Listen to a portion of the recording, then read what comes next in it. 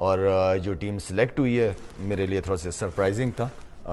मेरे ख्याल में दो तीन प्लेयर्स ऐसे हैं जिनका होना ज़रूरी था। और अस्सलाम वालेकुम दोस्तों, पाकिस्तान क्रिकेट टीम के साबिक कप्तान शाद खान अफरीदी भी पाकिस्तान क्रिकेट टीम के सिलेक्शन के ऊपर बरस पड़े और वसीम खान के ऊपर काफ़ी ज़्यादा तनकीद की। तो शाद खान अफरीदी का कहना कि पाकिस्तान क्रिकेट टीम में T20 वर्ल्ड कप के लिए 3 या 4 खिलाड़ियों का होना लाजमी था, जिनके मोहम्मद आमर, वहाब रियाज, शुएब मलिक और शर्जील खान के हक में बोल पड़े हैं। तो दोस्तों, जैसे आपको पता है कि कुछ दिन पहले पाकिस्तान क्रिकेट टीम का T20 वर्ल्ड कप के लिए पाकिस्तान टीम के T20 स्क्वाड का ऐलान किया गया था, मगर बहुत ही घटिया किस्म की पाकिस्तान टीम की सिलेक्शन की गई है T20 वर्ल्ड कप के लिए।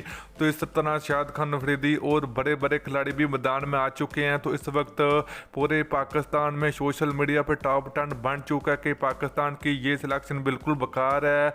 और एक और दूसरी दोस्तों बड़ी खुशखबरी है कि पाकिस्तान टीम की जो तब्दीली की आखिरी तारीख होगी वो 15 अक्टूबर होगी। तो 15 अक्टूबर से पहले तब्दीली हो सकती है टीम में।